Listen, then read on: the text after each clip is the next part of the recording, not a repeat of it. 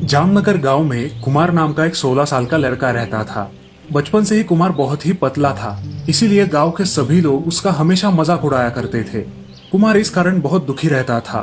कुमार की चहेती दादी एक दिन उनके यहाँ रहने के लिए आई। बहू, कुमार को कुछ खिलाती पिलाती नहीं क्या तुम? इतना सूख गया है, एक एक हड्डी नजर आ रही है। तुम्हारा ध्यान कहाँ है? नहीं माँ जी, हर 2-2 घंटे बाद उसे खिलाती रहती हूँ। बादाम की खीर, केले, अंडे, रोटी, सब्जी, पनीर, दही और पता नहीं क्या क्या, लेकिन समझ नहीं आता कहाँ चला जाता है। ये बिल्कुल अपने दादाजी पे गया है। वे भी ऐसे दुबले पतले थे। पूरी उम्र उनके सदे का साइज एक ही था, ना 1 इंच घटा ना 1 इंच बढ़ा। लेकिन दादी, सब मुझे सूखी लकड़ी, सूखा बोम्बिल कह के चिढ़ाते हैं। मुझे बिल्कुल अच्छा नहीं लगता। वे लोग मूर्ख है, तुम उन पर ध्यान मत दो। अगर भगवान ने तुम्हें पतला बनाया है तो इसमें तुम्हारी क्या गलती बेटा? तुम दिल छोटा मत करो। एक दिन जब कुमार अपने दोस्त रवि के साथ फुटबॉल खेल रहा होता है, उसी एरिया के 2 हट्टे कट्टे लड़के वहां आते हैं और कुमार को धमकाने लगते हैं। ए सूखी टहनी, चल हट, हमें खेलना है और ये बॉल भी हमारा है। नहीं, ये बॉल मेरा है, कल ही मेरे पिताजी ने मुझे दिलवाया है। ए बम्बू की छड़ी, चल पतली गली से निकल ले, वरना तोड़ मोड़ के चूल्हे में डाल दूंगा। कुमार चलो चलते हैं, वरना ये दोनों हमारी भुर्जी बना देंगे। नहीं, मैं इन्हें मेरा बॉल नहीं दूंगा। कुमार, हम उनका कुछ नहीं बिगाड़ सकते। चलो अब हम नई बॉल खरीद लेंगे। कुमार और रवि वहां से निकलते हैं। कुमार बहुत ही दुखी है। बड़े आए हमें सिखाने वाले, सूखे पत्ते। कुमार को मन ही मन बहुत गुस्सा आ रहा था। दोनों दोस्त एक पेड़ के नीचे उदास होकर बैठे थे। ऐसे ही कुछ घंटे बीत गए। कुमार, अब घर चलते हैं, अंधेरा हो जाएगा। ऐसे गुमसुम बैठने से कुछ नहीं होगा। तुम जाओ, मैं बाद में आता हूँ। कुमार की बात सुन के रवि निकल पड़ा। कुछ देर बाद उदास होकर बैठने के बाद कुमार भी वहां से घर के लिए निकल पड़ा। जब कुमार जंगल से गुजर रहा था, तब उसे एक अजीब सा केले का पेड़ दिखाई दिया। वो पेड़ सोने जैसा चमक रहा था। जब कुमार उस पेड़ के पास गया तो वो पेड़ बोलने लगा। कुमार हक्का बक्का रह गया। कुमार, यहाँ आओ। मुझे पता है तुम बहुत दुखी हो और मैं तुम्हारी मदद करना चाहता हूँ। हैं? ये पेड़ बोल कैसे सकता है? और ये मेरी क्या मदद करेगा? कहीं मैं सपना तो नहीं देख रहा? कुमार ने अपने आप को जोर से चींटी काटी। हाँ, मैं सचमुच बोल सकता हूँ। मैं एक जादुई केले का पेड़ हूँ। पेड़ की बात सुन के कुमार चकरा गया। लेकिन आप मेरी मदद कैसे कर सकते हो? मैं एक जादुई पेड़ हूँ, कुछ भी कर सकता हूँ। तुम मेरा एक केला तोड़कर खाओ और खुद ही देख लो। कुमार ने एक केला तोड़ा और खाया। केला खाते ही कुमार के आसपास का अंधेरा मिट गया और रोशनी फैल गई। जैसे ही उसने केले का दूसरा निवाला लिया, कुमार के शरीर पर धीरे धीरे मांस आने लगा और वो हट्टा कट्टा गोल मटोल बन गया। ये देख कुमार बहुत खुश हो गया। आपका बहुत बहुत शुक्रिया। अब जबकि मैंने तुम्हारी मदद की है, तुम्हें मेरी भी मदद करनी होगी। जी जरूर करूंगा। आप बताइए क्या करना है? तुम्हें मेरे लिए पास के तालाब से पानी लाना है। ओह, बस इतना ही? अभी लाता हूँ। कुमार दौड़ता हुआ पास के तालाब पर गया। एक घड़े में पानी भर के वापस पेड़ के पास आया और पेड़ के तनों को पानी दिया। जैसे ही कुमार ने पानी डाला, पेड़ की आत्मा उस पेड़ से बाहर निकली। तुमने मुझे मुक्ति दी, तुम्हारा बहुत बहुत शुक्रिया। ये कहकर वो ज्योति रूपी आत्मा वहां से आकाश में चली गई और वो केले का पेड़ सामान्य पेड़ की तरह दिखने लगा। जब कुमार घर आया, तब दादी और उसकी माँ कुमार को देखती ही रह गई। कुमार ने उन्हें सारी कहानी बताई। माँ ने उसे प्यार से गले लगाया। दादी, लेकिन मुझे समझ में ही नहीं आ रहा कि उस पेड़ की आत्मा कहाँ चली गई। वो पेड़ एक शापित पेड़ था जिसे तुमने मुक्ति दिलाई, समझे? समझ गया। जो भी हो, उस पेड़ ने मेरी जिंदगी बदल दी, मेरी मदद की। अब मुझे कोई धमकाएगा या चिढ़ाएगा नहीं। अगले ही दिन कुमार मैदान में गया। वहां उसके हट्टे कट्टे दोस्त उसी बॉल से खेल रहे थे। कुमार ने अपना बॉल उनसे छीन लिया। दोनों दोस्त बदले हुए कुमार को देखकर चकित हो गए। उन्हें यकीन ही नहीं हो रहा था कि ये वही दुबला पतला कुमार है। हैं? ये सूखी टहनी मोटी कैसे हो गई, वो भी एक दिन में? वही तो, ये आखिर हो कैसे सकता है? क्यों नहीं, दुनिया में सब कुछ मुमकिन है। अब मैं तुम दोनों की चटनी बना देता हूँ। ये कहकर कुमार उन दोनों दोस्तों की ओर भागने लगा। दोनों दोस्त दुम दबा के वहां से भाग निकले। कुमार हंसता रह गया। तो देखा दोस्तों, एक जादुई केले के पेड़ की वजह से कैसे कुमार की जिंदगी बदल गई। कहते हैं ना, कर भला सो हो भला। स्वर्णनगर नाम के गांव में मीनाक्षी अपने माँ पिताजी के साथ रहती थी। उसे बचपन से ही सजने संवरने का शौक था। साथ ही उसे दूसरों को सजाना भी बहुत अच्छा लगता था। मीनाक्षी बहुत ही सुंदर मेहंदी निकालती थी। गांव में किसी की भी शादी हो, दुल्हन को सजाने के लिए मीनाक्षी को ही बुलाया जाता था। मीनाक्षी के माँ पिताजी गांव में ही खेती करते थे। अब उसकी उम्र शादी जैसी हो चुकी थी। एक दिन मीनाक्षी की माँ रमा अपने पति सुरेश से, सुनिए जी, अब रमा की उम्र शादी की हो चुकी है, कब तक दूसरों के हाथों में मेहंदी रचाएगी? अब हमें भी तो उसके हाथ पीले करने का सोच लेना चाहिए। उमा, तुम्हें क्या लगता है मुझे इस बात की चिंता नहीं? मैं मेरी बेटी की शादी बड़े धूमधाम से और एक अच्छे परिवार में करवाऊंगा।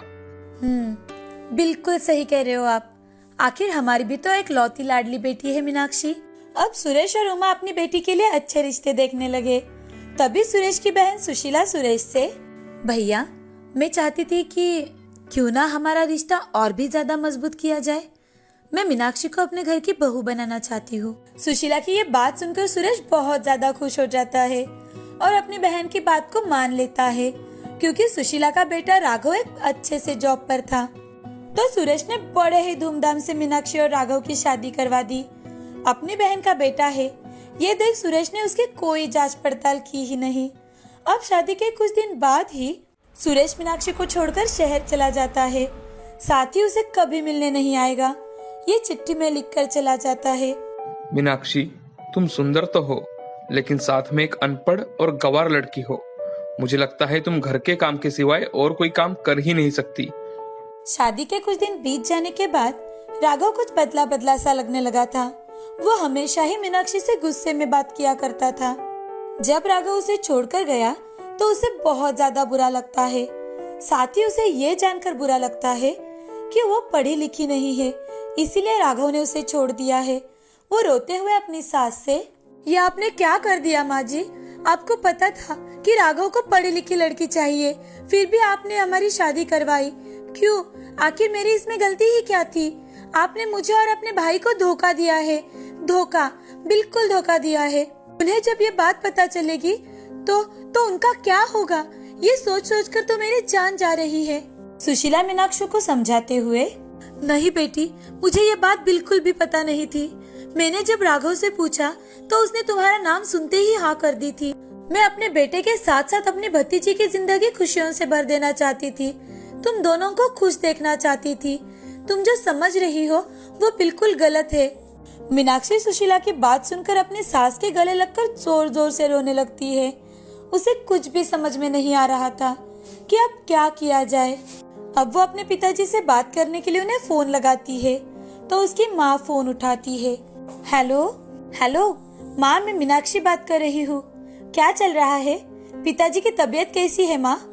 क्या बताओ बेटा, जब से तुम्हारी शादी हुई है तुम्हारे पिताजी की तबीयत कुछ ठीक नहीं रहती। अब मीनाक्षी अपने पिताजी से मिलने के लिए उनके घर आती है और कुछ दिन उनके साथ ही रहने का फैसला करती है, लेकिन बीमारी में ही उसके पिताजी का देहांत हो जाता है। अब मीनाक्षी पर उसकी सास और माँ की भी जिम्मेदारी आ चुकी थी, क्योंकि कई साल पहले ही उसके ससुर जी गुजर चुके थे, तो वो तीनों एक साथ ही रहने लगी। अब कुछ दिन ऐसे ही गुजर जाते हैं। मीनाक्षी के पिताजी ने उसकी शादी के लिए कुछ कर्जा लिया था, जिसे चुकता करने के लिए उन्हें खेती भी बेचनी पड़ी थी। उन तीनों के सामने अब 2 वक्त की रोटी का भी सवाल था। उसी में एक दिन गांव के सरपंच की बेटी की शादी थी, तो सरपंच की बेटी सरपंच जी से, पिताजी, मुझे मेहंदी सिर्फ और सिर्फ मीनाक्षी दीदी से ही लगवानी है। अरे बेटे, हमने तुम्हारे लिए शहर से एक पार्लर वाली बुलाई है, तुम उसी से मेहंदी लगवा लेना। नहीं पिताजी, मुझे सिर्फ मीनाक्षी दीदी के हाथ से ही मेहंदी लगवानी है। अब सरपंच जी मीनाक्षी के पास आकर उससे, मीनाक्षी बेटे, मेरी बेटी की परसों शादी है, तो क्या तुम उसके हाथों में मेहंदी लगाओगी? सरपंच जी, आप तो जानते हो कि मेरे हालात कैसे हैं। मीनाक्षी की बात अभी पूरी भी नहीं हुई थी कि बीच में ही सरपंच जी, देखो मीनाक्षी बेटा, अब जो हो गया सो हो गया, लेकिन अब अपनी जिंदगी को वहीं पर रोक के कौन सी अच्छी बात है। अब तुम पर इतनी सारी जिम्मेदारियां हैं, तुम्हें अब कुछ ना कुछ करना ही होगा। कब तक ऐसे रोते हुए जिंदगी गुजारोगी? और हाँ, मैं तुम्हें मेहंदी निकालने के कुछ पैसे भी दूंगा, ताकि तुम अपनी जिम्मेदारियां पूरी करने की शुरुआत कर सको। सरपंच जी की बातें सुनकर मीनाक्षी को एक सहारा मिलता है, एक जीने की उम्मीद मिलती है।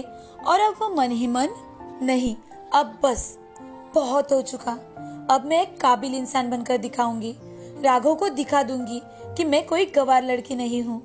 मीनाक्षी सोच विचार कर सरपंच जी को हाँ कह देती है। सरपंच जी भी मेहंदी निकालने के बदले में मीनाक्षी को कुछ पैसे दे देते हैं। अब वो गांव में दुल्हन हो या कोई फंक्शन हो, वो ही मेहंदी निकालने के लिए जाने लगी। उसकी मेहंदी के चर्चे चारों ओर फैलने लगे थे।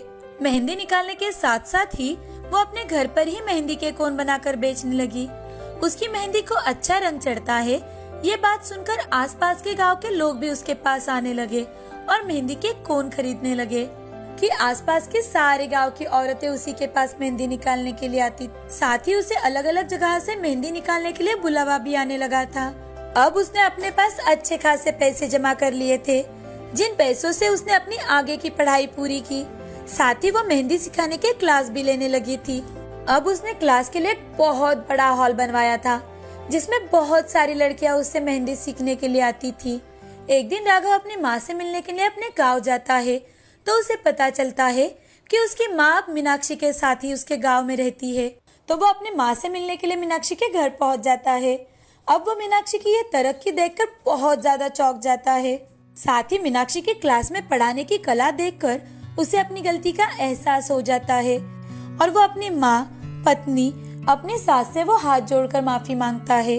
उन तीनों की जिम्मेदारियां अपने ऊपर लेता है। साथ ही मीनाक्षी का काम भी अब बहुत जोरों से चल रहा था। अब चारों मिलकर खुशी खुशी रहने लगते हैं। इस कहानी से हमें ये सीख मिलती है कि काम कोई भी हो, अगर मन लगा कर करो और पूरे विश्वास के साथ करो तो तरक्की मिलती ही है।